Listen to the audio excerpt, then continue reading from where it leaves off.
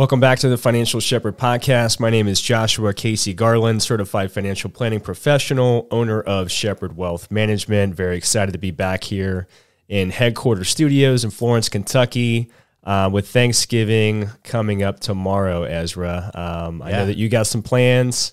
I do. But anything that you wanted to share with everybody before we kick off the holidays here? No, I mean, like everyone, I'm grateful for the people I love. Yeah. Things in my life. I never was a real big Thanksgiving celebrator growing up. You know, it was more about the low key, being around the nuclear famine, overindulging with various smoked meats. But yeah, same. We're going to fry turkey. Yeah. Which is awesome. So I got all that stuff ready to go, brining it today. Going to inject it with all the Cajun goodness tomorrow. And we're going to dunk that thing. And about an hour later, it should be perfect. Wow. Obviously, we'll probably watch NFL football tomorrow. We've got a few games to watch there. Yeah. And it should be a really good time. Looking forward to the weekend as well after Thanksgiving. We've got a big game. Ohio State fans out there like myself playing at home against Michigan for all the big important stuff like college football playoffs and Big Ten championship opportunities. And, of course, we got the Bengals on Sunday. So I got a full plate. No pun intended, because I will have I was gonna say, plenty of full plates. Rubbing it in, man. Yeah. Yeah, I mean, I'm certainly looking forward to sports this weekend too. I'm a big basketball fan, as everybody around the office knows. Yeah, and a lot to be thankful for, right? I mean, Yeah. I have a ton of stuff to be thankful for. This business has been amazing. All my clients have been amazing. We haven't lost any. We've gained a whole bunch. So many super cool things. I cannot wait to share with everybody here that's a fan of the show. Clients, people just check us out on YouTube or Spotify. Some really cool things have already happened this year, but what I'm about to drop in early December. So you might want to check out the early December podcast. We'll give you some dates and times for all that stuff. But I'm having some really good feedback from folks that I've already shared this with, and I'm really very excited to share it with the general public. So yeah, it's going to make Taylor Swift's latest record look like the opening of a used car show. So. We will see, but I am feeling 100%. I might not sound it today. Mm-hmm. That has everything to do with the fact that I ran a half marathon on Veterans Day weekend, and here in the Cincinnati, Northern Kentucky area, it's just part of the way that the seasonality goes. It was about 70 degrees the day before the race. The day of the race started at 7 a.m. Underneath the Florence Y'all Water Tower, by the way. Yeah, it was like 30 degrees and snowing. So I went on that run, did well personally. I was happy with it. It was a lot of fun. I'm definitely going to do it again next year. But that seasonal change from 70 to 30 overnight was my undoing as it relates to my voice and vocals. So hopefully the Rodecaster Pro here is sounding sharp today and it'll make me sound a little bit better than I actually am. But I'm very excited to get into some very, very cool and I think exciting, very optimistic for all you people out there that are saying the sky is falling. Well, the data that I have for you today is going to, pretty much slam that right in your face. So get ready for that, and I'm very excited to share it with everybody today. So we got Thanksgiving that's kicking off. Obviously, I'm very thankful for the fact that we don't have the COVID restrictions that we had the last couple of Thanksgivings, so we actually get to spend time with everybody. Definitely thankful for that, but it also means that we have a shorter week here as it relates to things like the market. There is no trading at all tomorrow for all those folks that wanted to log in while you had some extra time off and do some things with your account. Just know that nobody's going to be able to pick up the phone because the market is in fact closed. And believe it or not, one of the very first jobs I had coming into this industry was at Fidelity, and it was a massive call center, like 3,500 people in Covington, Kentucky. Really cool place to work, but as a new rep, you got to show up. Even though the market's closed, people still make these phone calls like, hey, I logged into my account today. I was going to do X, Y, and Z, and I can't. And they were paying people triple time. You know what I mean? Oh, yeah. To take like 5 calls over like an 8-hour shift. So I was absolutely that hand raiser, said, hey, sign me up for that shift. I'll be there. Yeah. So I'm just trying to give you guys, a little bit of information. Yes, there will be people to actually answer your phone, but really all they're doing is watching a bunch of Netflix shows and Hulu, getting paid like time and a half or triple time or whatever it is. So I had a similar experience. I was the beer inventory manager at a liquor store in Louisville, Kentucky. And they obviously people need, they wait to get wine and, libations till that morning. So triple time, and you got to help yourself to a litany of product on the shelf while you work. They was like, yeah, within reason, Right. you could crack open whatever you wanted to sip on as long as you got your work done and didn't get inebriated. Right. So right. triple time and free booze. So I was like, every year I was like, yeah, I'll do it. Well, that makes some sense though. Like, you can log into your brokerage account. It's a little bit different than going to get a bottle of champagne to go celebrate with your family members. We're still out there by 4. So. Right. And by the way, I'm pretty sure today, the day before Thanksgiving, is like the biggest day for bars.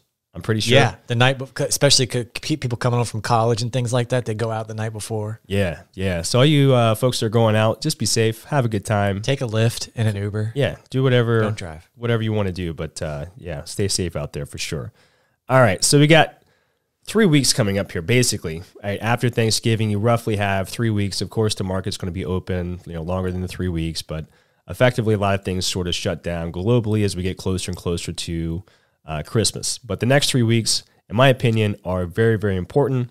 And I want to kind of share why I think it's important and what the data points around that might mean for you and kind of how to plan accordingly. So the next 3 weeks are decisive in the direction of the market narrative. For much of 2022, the central macro narrative is inflation's accelerating, the Fed's so far behind the curve, they don't know what they're doing, etc. But our central view here is that inflation pressures have already peaked and was a matter of time before the actual hard data, the CPI, PPI data, actually synced up with the soft data metrics such as the PMIs, freight, and other indices. So October CPI, which is the headline inflation number that everybody sees in the news, October CPI was the first real syncing of the data. It was a downside surprise, meaning that we had a lower CPI report than what analysts and economists had expected. And as we have commented multiple times in prior podcasts, the drivers behind them are repeatable. In the next 3 weeks, we'll get some incoming inflation reports, and we believe will decisively determine the market's narrative on inflation. So on November 30th, we get the October JOLTS report. That's a leading economic indicator for the labor market. Labor has been strong-ish, so not really expecting a positive surprise there. And then on the 1st of December, we get the October PCE, that's the Personal Consumption Expenditures Index. And this should also hopefully confirm the October CPI readings coming a little later. And then, of course, as we get into the beginning parts of October, on the 9th, we get the PPI from November. On the 13th of December, we also get the CPI from November. So that's going to be a huge date because the very next day is the Federal Open Market Committee meeting, which Jerome Powell is going to come out and talk about the economy and whether or not they're going to raise rates. It seems as though, based on the way the bond market is pricing in from that meeting on the 14th, we do expect a 50 basis point increase, which is a welcome number because we've been banging out 75 basis points for 4 or 5 meetings in a row, and we've increased rates faster than we ever have in the history of mankind. So I'm very much looking forward to that inflation number on the 13th. And if that is 0.3% or less, look out for a market rally in a very, very big way. So I get a lot of these types of questions. The November CPI month over month, if that comes in at 0.3 or so, we think this largely shatters the inflation rhetoric that we've been getting from a lot of individual investors and just people around the globe. Our clients generally think the U.S. inflation is running too hot. I think that that's probably true for every financial advisor in this industry. They're probably hearing that from their clients. Like, hey, that number that we got last month on inflation, obviously that's nice to see, and we had a nice little market rally. But the bottom line is we're still showing a 7 handle on inflation, which is historically high. I get that. But if we get 2 consecutive months of core CPI at 0.3% or less, that means inflation is running at an annualized rate of 3.5 or less, which is great. That's much closer to what the Fed's long-term goal for inflation is, about 2.5%. Now, this is a massive gap versus what is the perception on inflation. So if everybody's perception of inflation is, well, yeah, it's lower than it was the prior month, but it's still historically high, over 7%. We get another reading like this, that just slaps all that in the face for everybody that's super bearish out there as it relates to the headline inflation number, which, of course, is a really good thing for equities, specifically the parts of the market that have performed the worst, like technology. I have more to say on that here in just a little bit.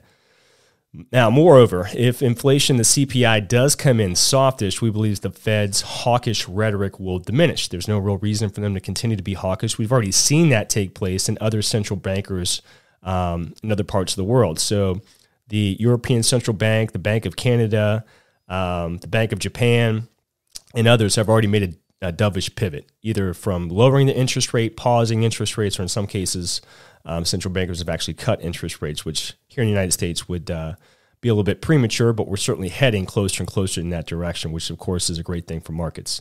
Now, most importantly, this would create a path for the Fed to become predictable rather than banging out 75 basis points at each meeting. So basically what we're saying here is that the Fed might not go ahead and start to cut rates. They're likely to increase rates by 50 basis points in December. But in our view, if the data comes in favorably on the 13th of December, that they'll probably pause rates and not raise them in the beginning part of 2023, which is great. Now we're even closer and closer to the point to where, yeah, we might be predictable Fed, meaning that we're going to stay higher for longer, but we're very, very close to seeing the Fed begin to cut rates, begin to loosen things up, which of course will certainly rally equity markets as well. Now, additionally, so we've got a lot of questions recently about the fixed income market, right? The fixed income market's finally starting to show real positive returns after you factoring, things like inflation, and you can get a pretty nice yield on fixed income products like corporate bonds, treasuries, high yields, etc. Now, high yields have been a bigger question from clients recently because they're seeing in some instances, 8, 9, 10+% types of yield. Now, here's what's interesting about the high yield market. High yield spreads continue to rally, and the wides were made in July of 2022. This is a bullish divergence. So stick with me here for a little bit. The widely viewed economists from Goldman Sachs and JP Morgan both published their 2023 economic outlooks, and they are both pushing back against the consensus view of a recession in 2023. Now, this is interesting because I've talked about the inverted yield curve that everybody else has pointed to say, hey, historically that's led to a recession almost every time, 18 months later, roughly on average. Well, the data that we're looking at here relating to high yield spreads is suggesting that there could actually be what we've seen in the news headlines, a potential soft landing. Now, if strategists also note that the U.S. dollar is most overvalued since 1985, and this points to likely softening in 2023. So the U.S. dollar actually surged 18+%. That subtracted roughly 5 to 8% from the S&P 500's earnings per share growth in 2022, a fall of 10% in the U.S. dollar, which we believe has already peaked. If we see a fall of 10%, that would add 3 to 5% tailwind to consensus forecast for 2023 earnings per share, which is huge because everybody that's in the bearish camp is saying, oh, well, earnings per share estimates in the S&P 500 for 2023 are still too high. They have to come back down. That might not actually be the case if we see what we're seeing right now play out in the bond world, specifically in high yields, and the U.S. dollar, if that falls, which we believe that it will, that is also another tailwind for equities. Now, the positive divergence as high yield has bottomed in July and is tighter at equity lows in October 13th. So let me walk you through this. The high yield move in tandem with equities historically, as both are a measure of risk appetite. Now, a bullish divergence is when equities make a low, but high yield holds at a higher level. This actually happened this past October on the 13th, and we briefly talked about it in a client note for our monthly newsletter to clients. But look at how this positive divergence seems confirmed. High yield has continued to rally, and equities have moved higher from these October 13 lows. So this is kind of a sanity check type of question here. If you want to own high yield in 2023, then you also want to own equities. Now, we've heard from many investors that they are beginning to overweight high yield bonds given their higher coupon, like we talked about, the 8, 9, 10+% type of yield that you could look at that. and actually add that to your portfolio. And that is a rational thought. However, in 2022, high yield posted its second worst year ever. Only to 2008 was worse. Now, high yield has never posted 2 consecutive negative return years, ever. But equities have always had a positive return in any year when high yield had a positive performance as well. And equities averaged 22+% in the year after high yield has had a negative year. And if we look at the equity return following a negative high yield year, stock posted an average return of 22% in the year after decline in high yields. That is food for thought, no doubt about that. So that's definitely a bullish economic data point. Now, we talked about the U.S. dollar being overvalued. It's been its highest overvalued since 1985. And another support for the S&P 500 earnings per share and equity prices is the possibility of a dollar peak in coming months. I actually kind of believe that we're already there, but as Goldman Sachs noted, the U.S. dollar is the most stretched in valuation since 1985. And they also noted that as inflation weakened, the U.S. dollar tends to peak. So we're already seeing inflation starting the week. We've already seen the dollar start to peak. It's coming down a little bit. This is also true of growth trajectory on core retail sales and industrial production. Both of these indicators are softening and point to U.S. dollar weakening, which again is a bullish signal for equities and specifically the technology sector, which has been the worst performing sector in the market so far this year. Now, if those things are all true, and I have more data to share as it relates to the environment that we're in right now and what history has to say about that, but if inflation's peaked and falling, and if the U.S. dollar is peaked and falling, then we have a really strong opportunity to see a significant rally not only just the remainder of this year, but the beginning part of next year, which falls exactly in line with all the things that we've talked about from prior podcasts as it relates to the historical performance post-midterm elections being exceptionally well. Typically, you'd see the market positive 18 out of 18 times since World War II, 12 months after a midterm election, it's been positive.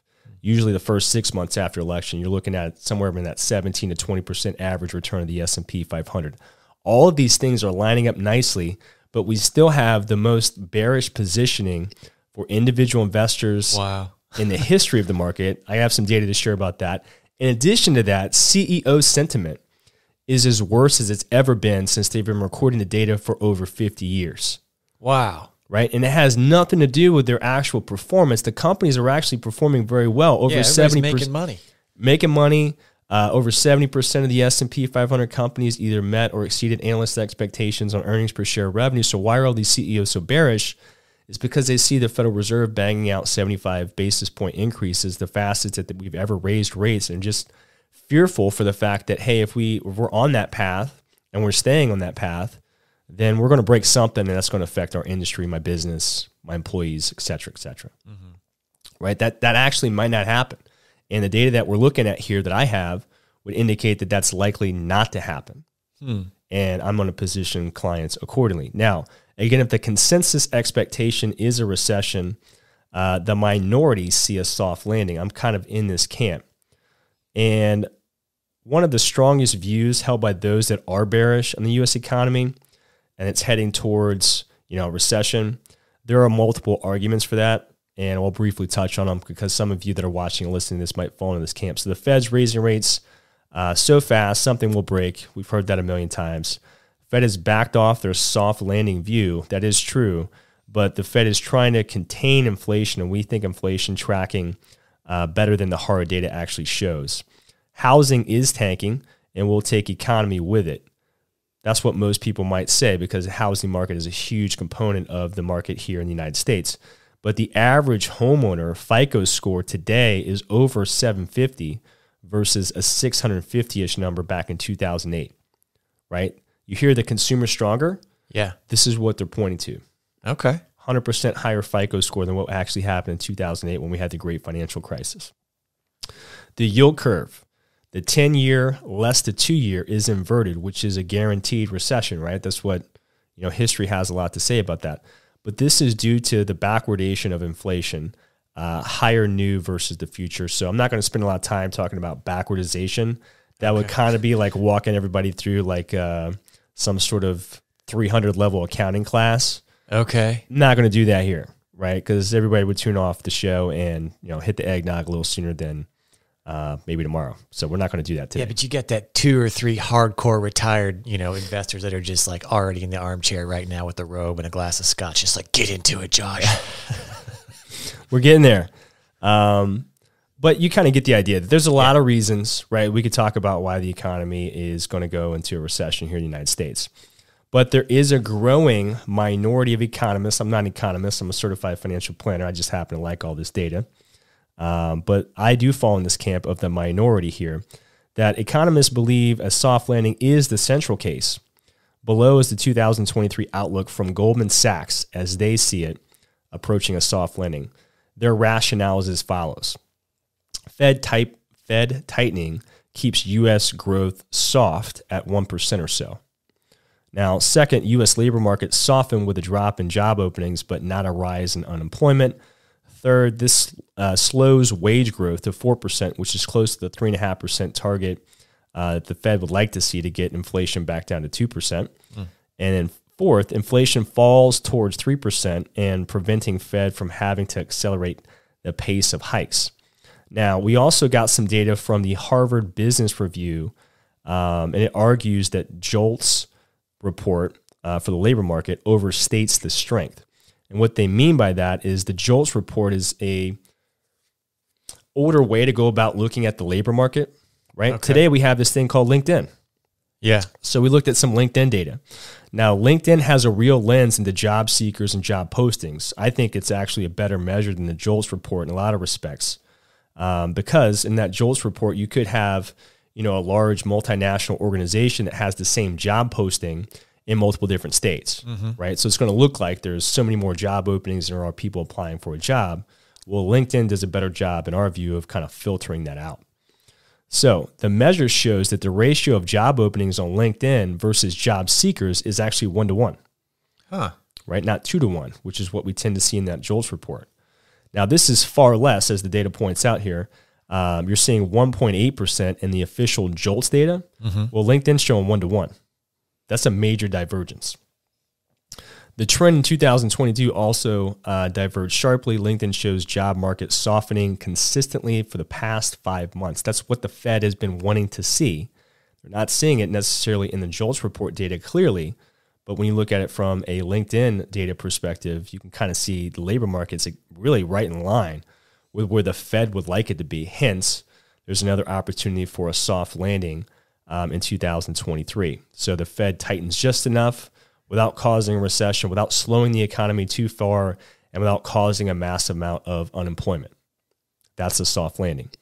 Now, who knows exactly when this divergence is going to show up in the actual numbers that the Fed looks at, but hey, maybe the Fed might want to take a look at some of the data that we have here. I think it might be, I think it might help. Why not? Why not?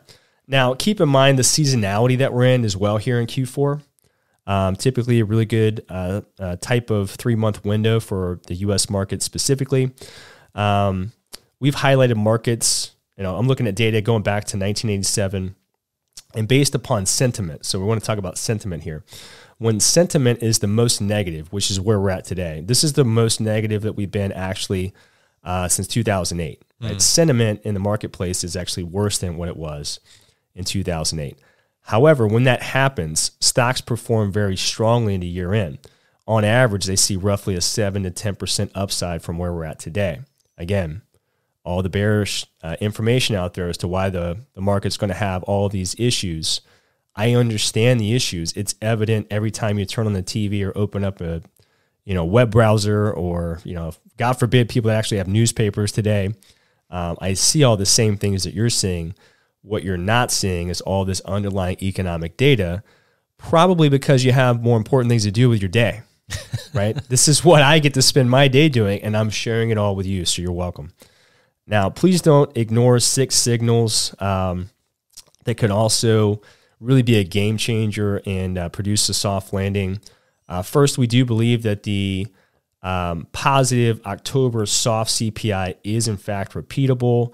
You're seeing things like shelter and owner's equivalent rent, which is a major part of the calculation that they use for CPI. That stuff is falling medical care, goods, used car, all of those things, those prices are falling like a rock. So that's actually going to start to show up in the Fed's favorite measure of inflation, which is CPI.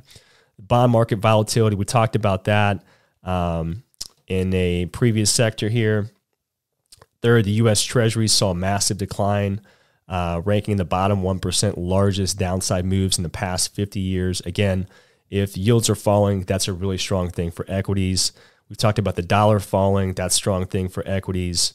We're post midterm election cycle, another strong reason to expect equities to perform well. And sixth, we just saw FTX. What is his name? Sam Bankman-Fried. Guy kind of looks like I don't really have a good comparison for what this guy looks like, but he looks like a guy that I wouldn't want to give money to. Anyway, yes, he had $10 billion. Company's gone, right, off the face of the planet. It is going through bankruptcy as we see it right now.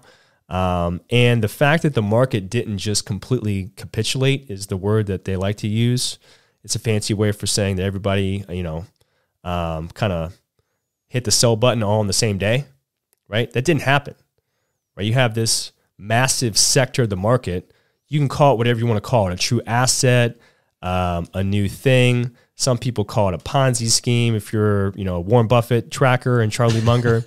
However, the fact of the matter is that company went off the face of the planet and the market really didn't care about it. Yeah. Nothing happened, right? If that were a major bank, that was U.S. Bank or something like that was filing Chapter 11 bankruptcy, it would have been worse than 2008 probably. You know what I mean? Yes, I do. But for that to happen and really nothing happened in the market, that also would indicate that we are in a much stronger position, not just from a corporation standpoint, but an individual investor standpoint compared to where we were in 2008. And the data suggested that in the FICO score. Now, the bottom line, the case for sustainable rally in equities is the strongest that it has been in 2022 in our view. Now, why is that? For all the reasons I just talked about, plus the little bit of data that we have left here to share before we take some viewer questions. Now, skeptics would say that growth is the problem now, right? Earnings per share needs to come down. But as we've written, the S&P 500 has historically bottomed 11 to 12 months before earnings per share bottoms. So earnings per share is a lagging indicator. In 2020 and 2009, the S&P 500 bottomed 12 months and 10 months respectively before earnings per share bottom. And since 1900, 13 of 16 major equity lows saw the S&P 500 bottom before earnings per share. Wow. Right? Earnings per share is a lagging indicator here, folks. Now, this is really cool. From 1982 to 1990, the S&P 500 earnings per share only grew a cumulative 19% over that 8 years. That's only 2% on average per year. However, the S&P 500 3x'd the collapse in bond volatility. So risk of higher rates matters far more in our view. And if rates are coming down, that should buoy the U.S. market. Additionally, if inflation is indeed slowing to 3.5% annualized, this shows inflation is far less sticky than everybody else is arguing that it actually is. We maintain a view that inflation is not as sticky, and it's only now that we are seeing this in the hard data called CPI. Lastly, recency bias. So we do a pretty good job here, I think, at Shepherd Wealth Management looking at the human being, because that's what's making the market is a whole bunch of humans from around the world making decisions with their money. And we're all hardwired with fear and greed, right? We know, thanks to behavioral finance, we feel losses twice as much as we feel good about our gains. Recency bias meaning that recently we've seen nothing but terrible economic, headline numbers, wherever you're getting your news information from. But this recency bias is keeping investors ultra bearish, like we talked about earlier. CEO sentiment's historically low, lowest it's ever been. Investor sentiment also historically low. We have many clients telling us that the October CPI did not change a thing, and inflation's too high and the Fed will keep raising until something breaks. We still see a year-end rally based on everything that we just talked about here because the Fed no longer has its back against the wall. The October CPI beat looks repeatable, and therefore the case for a pause after December is stronger. This counters the hawkish rhetoric of Chairman Powell, post-FOMC meeting, but he did not have October CPI in hand. For most of 2022, Fed has not been able to point to measurable progress on containing inflation, but a significant constellation of leading indicators showed deflation and soft inflation was in the pipeline. October CPI is the first month that the hard data actually synced up with the soft data. Core inflation, we believe, will start to run at 3.5% annualized, like we talked about previously, which means the Fed doesn't have to keep tightening the way that they have been at 75 basis points a clip. And a Fed shifting from higher in a hurry to predictable, possibly higher for longer, is very likely. While some bears say the Fed doesn't want equities to go up, this is oversimplistic. The reason why is because the Fed just was in a hurry to slow things down in 2022. Stocks are far more complex than bonds, which are arguably two variable assets. And more importantly, stocks are acting, in our view, kind of like a beach ball underwater. And the reason for that is because the price to earnings average, which everybody keeps talking about, the price to earnings multiple is too high, EPS has to come down. Well, they're missing the point here based on what history has to say. When the price to earnings multiple of the S&P 500 averages 19% or 19 times, when the 10-year yield is between 3.5% and 5.5%, we're in that right now. This has been true since 1871. What? 1871, the S&P 500 PE multiple averages 19 when the 10-year is between 3.5% and 5.5%. Thus, those arguing that price to earnings multiple in the S&P should be 15 times or less are just plain ignoring history, right? The false dawn June pivot rally lasted 23 trading days, right? When we did get that rally, S&P 500 rose about 16%. We believe that the Fed pause that was likely to be expected at the beginning of 2023, the rally should last closer to 50 days this time. And that means the S&P 500 is going to move about 25% higher from where we're at today. Thus, we think that S&P 500 should surpass its 200-day moving average of 4,100. That's the S&P's 200-day moving average, 4,100. We closed yesterday above 4,000 for the first time in a while. We probably won't hit any resistance between here and 4,100, but we'll exceed that 4,100 sometime in December based on the data that we're looking at here. And if we get that 50-day rally, we could see somewhere close to 4,400, 4,500 on the S&P 500 before the end of this year, which is a massive difference from where we're at today. Right now, as I'm looking at it, the S&P is at 4,026. Yeah. So we're going to point back to this podcast, hopefully in a month from now, and give you a little I told you so. Yeah, I hope so. That'd be good for everybody. Now, lastly, recall in 1982, which is the last time we've had inflation anywhere close to where it is today, right? Right. 1982. Following the final low in August of 1982, the S&P 500 reached a new all-time high within 4 months. So within 4 months, the S&P 500 erased 27 months worth of bear market performance. Wow. So I get it. We've been on this slow grind down all year long for, really good reasons, both historically and from an economic data perspective. Now that we've gotten past midterms, now that we've seen more of the soft data starting to sync up with hard data, you can actually see how the end of this year could play out very similarly to what happened in 1982. Yeah. And that's how I'm positioning clients. There's a vertical move upwards. As painful as it's been on the way down and what it's felt like been forever, we've actually only saw the average of a bear market being about 9.5 months. That's what happened this year. Yeah. Right. And then we start to see that recovery in October, like I talked about. And we're still seeing that accelerate today.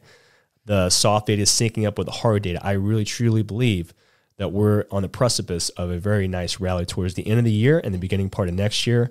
And I'm positioning clients accordingly. Still with a eye on the fact that we've only had 1 month of data where soft and hard data starting to sync up. I believe that's repeatable. We'll find out here in in December on the 13th and 14th. And if that happens, then we're going to have a really strong rally. I think technology is going to be the sector that leads us in that particular rally because it's been hit the hardest based on everything that's happened this year from a inflation and interest rate perspective. So with that being said, I just dropped a bunch of knowledge on y'all for about 30 minutes. I hope you appreciated that. And for all you bearish folks out there, maybe you might want to take this information or reconsider it. Maybe rewatch this a few times, look at your portfolio, and you might want to call me, 513-630-2664, because I'm giving you information that's contrary to what everybody else is doing and positioning, which is exactly what my job is here, is to look down the line, not what's actually going on today and falling in that trap of, hey, the sky's falling, the world's ending. It's just a really bad strategy. I would call it not a strategy at all. Yeah, no. So I know we got some time for some questions, Ez. Let's go ahead and jump into those. We do, yeah. Texter on the line, Samantha from Cincinnati. What's a tax-efficient way to satisfy a required minimum distribution? Cool question. Actually, a really good timing question. I have to do some of this stuff for clients here coming up. So required minimum distribution, what is it? It's a rule that the government created, basically saying everybody that's 72 and older has to take out at least a certain percentage of their IRA or retirement accounts, 401ks, 403bs, pre-tax IRAs. You have to take out a certain percentage every year to satisfy the government's required minimum distribution. And before I answer the question, why is the government making people do this? Because I'm sure some people maybe have heard of this for the very first time. So I'm going to give you the answer. If you think about it, let's say that you're here in Cincinnati and you work for Procter & Gamble for 30 years and you finally retire. And you retire, you're 60 years old, you don't need any of that money for a while because you have other sources of income. And over that 30 years, while you were saving for your future retirement through P&G's 401k plan, well, the government never taxed any of that money. All the money that you put in there for 30 years had never been taxed. All the money that P&G put in there to match some of your contributions has never been taxed. The growth of those investments has also never been taxed. So you get this big pocket of money now that you're retired that you've never paid taxes on, including all the growth for decades. At a certain point, the government's saying, hey, we want to tax some of that money. Yeah. So they come up with this little table, and every year that number changes a little bit. So the way they calculate it is they'll look at the balance of that pre-tax retirement account on December 31st. So last year, for those that have to take out a required minimum distribution this year, kind of a bummer because last December, your accounts were worth more than what they're worth today. Yeah. Right? And whatever that number was for you, that's what the government uses as a starting point to figure out how much you got to take out. Again, there's this IRS table. I don't have it memorized, but it's easy to go find.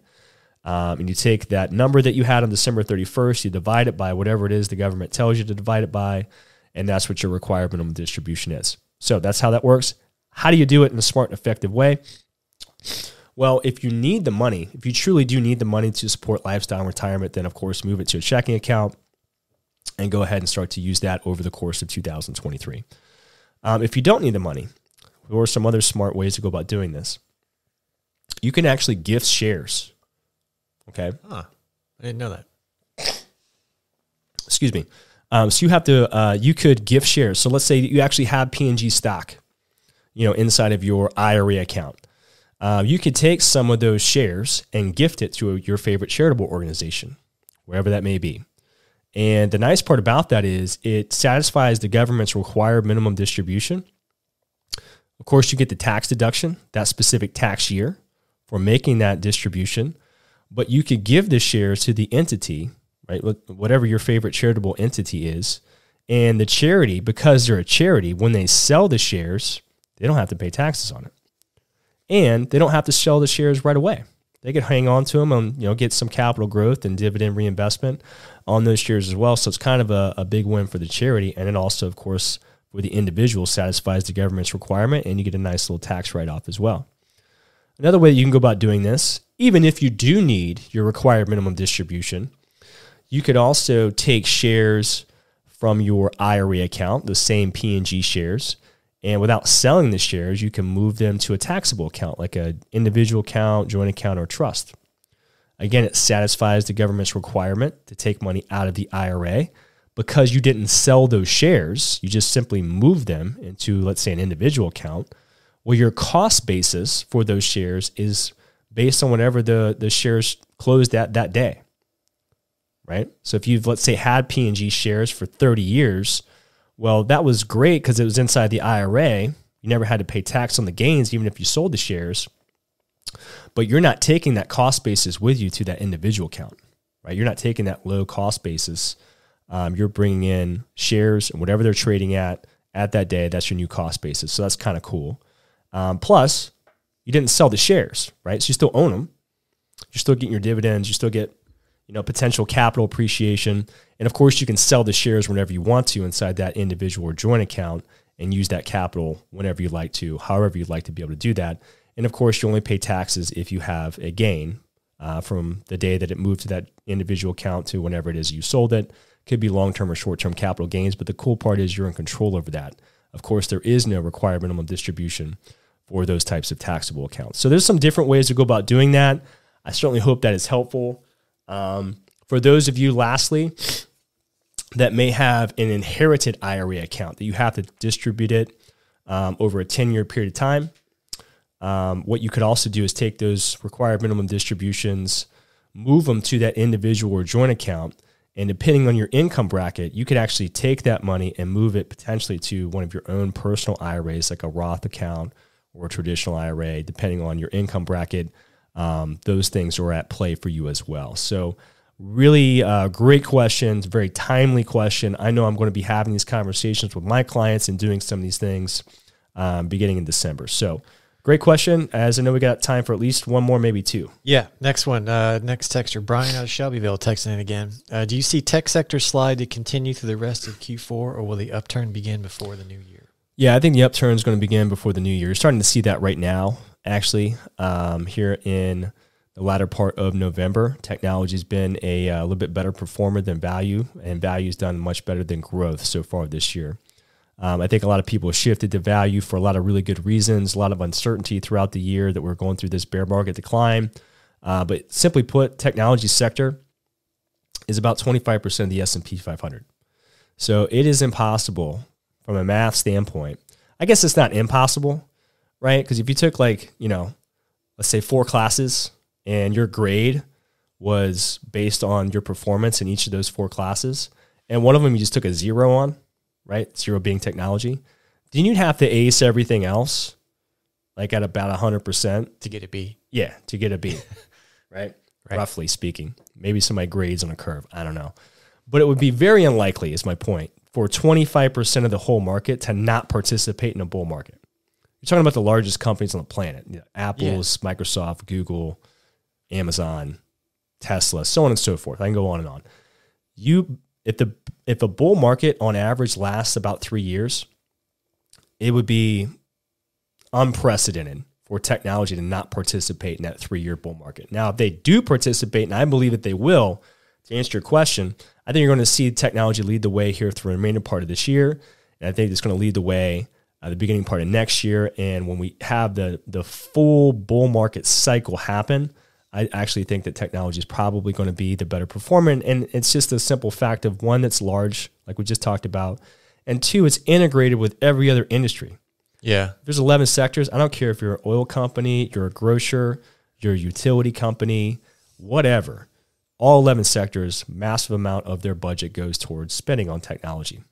So, yeah, I mean, there's not a facet or an aspect of human life going forward that won't be touched by technology. Yeah. I mean, the reality is, if we don't have enough people to fill jobs, well, the solution is technology. Yeah. We're just going to automate stuff. Yeah. It's going to continue to happen. And any major problem we're going to come close to, climate change, food shortage, energy, all those things are solved by tech. Medicine. I mean, that's all that is. Transportation. It's all innovations in tech. Yeah. So what I'm doing right now, yes, I am still overweight energy for clients. I am still overweight healthcare for clients in general, right? That's a general statement. But what we're going to be doing here is we're already starting to take some of our profits off of healthcare, and we're shifting it to technology, but we're also getting a little bit more specific in healthcare as well. So we talked about, some of the data points here where high yield and the stock market have been able to perform nicely, right? So if you have a negative year in high yield, you almost always have a positive year in equities, so on and so forth, like we've talked about in the data points. I think that technology is inevitably, going to continue to be the fastest growing sector of all the 11 sectors just because of all the things that we just talked about. So we're going to go ahead and position that way. But in tech or in healthcare specifically, we've actually added towards biotech. And I touched on this in the last podcast that we did. The biotech sector ETF that we use is IBB. It's never had 2 consecutive years of negative performance until this year.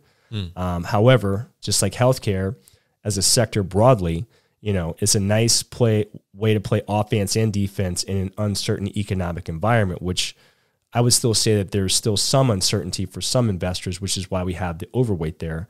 But the reality is, regardless of whether or not we have an actual recession in 2023 or not, there will still be spending going on in the healthcare sector. The healthcare insurers specifically have a ton of pricing power. And I just believe that that's a space in a sector of healthcare, a subsector being biotech, which could have significant performance as well. So it's not just moving things to tech, but we're also moving things into the biotech space as well out of healthcare broadly. So hopefully that helps as well as you go about looking at repositioning a portfolio. Very nice. We got time for one more question today. Jim from St. Louis, longtime listener, appreciate your knowledgeable and clear breakdowns. Would you please explain the benefits of tax loss harvesting and give an example? Thank you, Jim from St. Louis. Really good one. Also timely. I think we touched on this in last podcast or two. Yeah, it's been a couple episodes back, but you can definitely find a breakdown of that if you go on our YouTube channel. Absolutely. So what is, I'll just answer the question this way because it covers it all.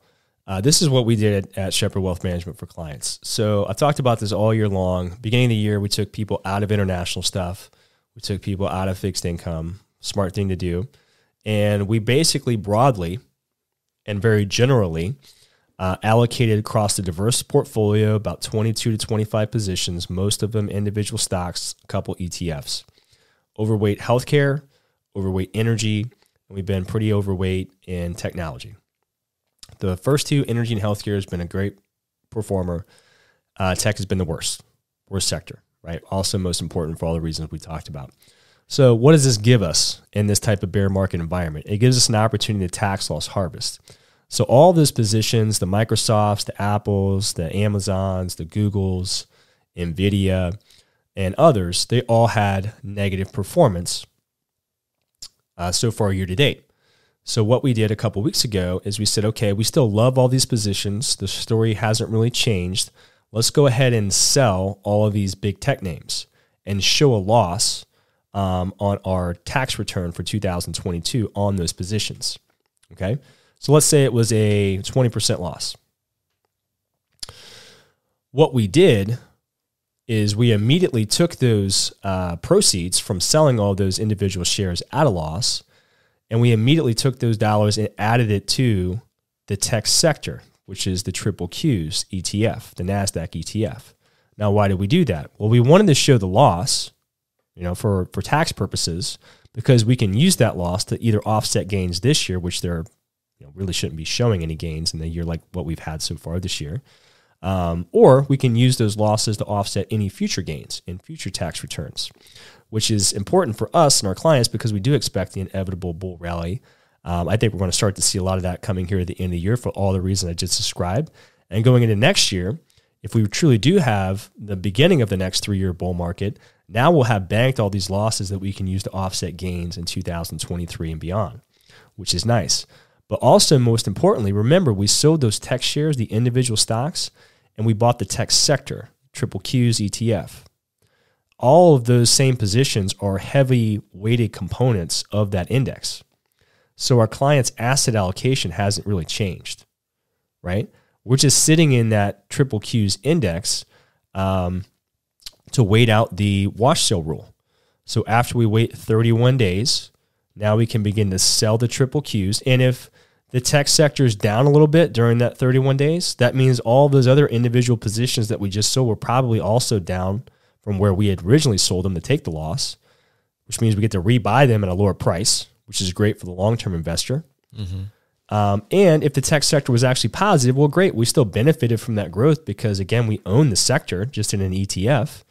And now we can take those gains, offset it with the loss that we've already shown, and repurchase the shares that we all know, like, and love, being the Apples, Microsofts, Amazons, etc.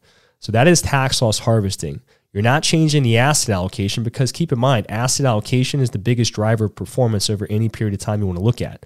That's where 94% of your performance can be explained from. The great news is you're in control over that. And if you're not, give me a call. I'll help you get control over it.